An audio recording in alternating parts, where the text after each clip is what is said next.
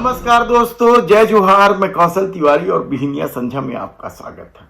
छत्तीसगढ़ सरकार के मंत्रियों के बीच खींचतान खासकर वित्तीय मामले को लेकर जबरदस्त ढंग से चल रहा है और चर्चा तो यही थी कि अमित शाह जो 3 दिवसीय दौरे में छत्तीसगढ़ आए हैं उसमें एक बड़ी वजह इन विवादों को सुलझाने का भी था। दरअसल सरकार ने जो मोदी की गारंटी दी है उसके चलते छत्तीसगढ़ की वित्तीय स्थिति बेहद खराब हो चली है और कर्ज लेना पड़ रहा है सरकार को।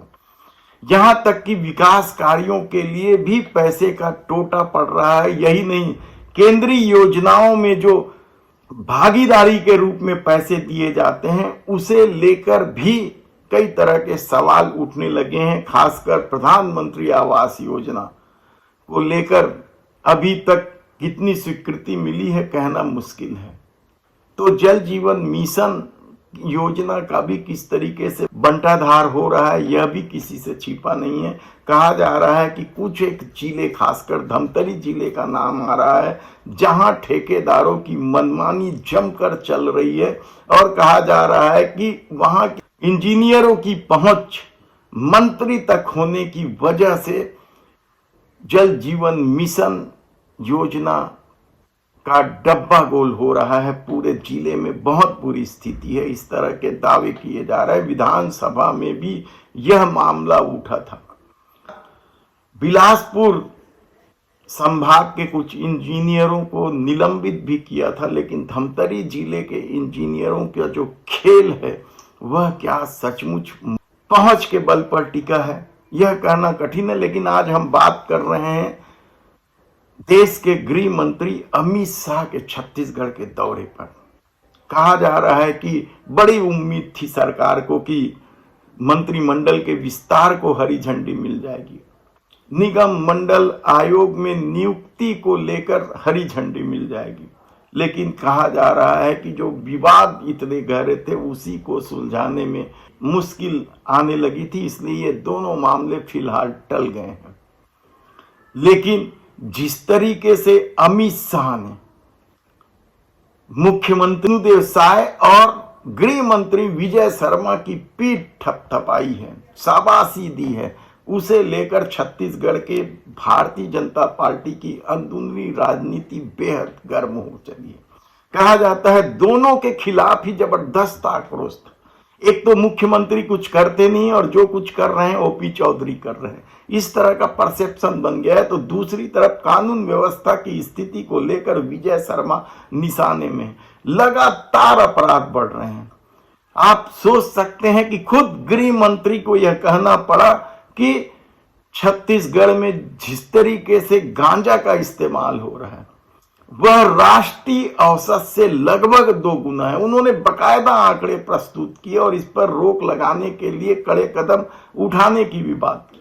हालांकि वे सार्वजनिक तौर पर जिस काम के लिए आए थे वे नक्सली ऑपरेशन था, लेकिन उनके साथ साथ यह भी कार्यक्रम जुड़ा था कि वे नारकोटिक्स कंट्रोल ब्यूरो के आंचलिक कार्यालय का भी उद्घाटन किया है उन्होंने। यह कार्यक्रम भी जोड़ा गया था और इसी कार्यक्रम के दौरान उन्होंने यह बात कही कि किस तरीके से छत्तीसगढ़ में गांजा मनमाने तरीके से बिक रहा है या सेवन हो रहा है। लेकिन छत्तीसगढ़ सरकार तो हमेशा अपनी पीठ थपथपाने में लगे रहती, लेकिन लगातार जिस तरीके से मामला सामने आ रहा है, अब तो बालोद जिले के एक सरपंच की भी हत्या की खबर, यह खबर जब हम आपको दे रहे हैं तब तक आ चुकी है और जो तस्वीरें सामने आई हैं वह बेहद ही विभत्सकारी है।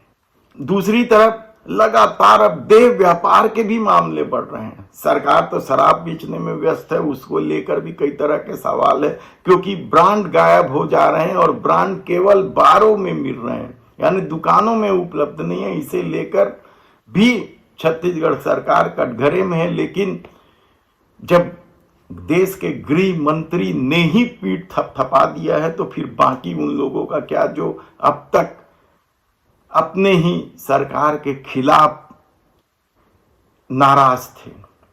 और कहा जा रहा है कि अमित शाह के पीठ थपथपाने के बाद ये लोग अब खामोशी ओढ़ लिए हैं, क्योंकि इन्हें समझ में आ गया है कि यदि वे ऐसे मामले को हवा देंगे तो कार्रवाई उनके खिलाफ ही होगी।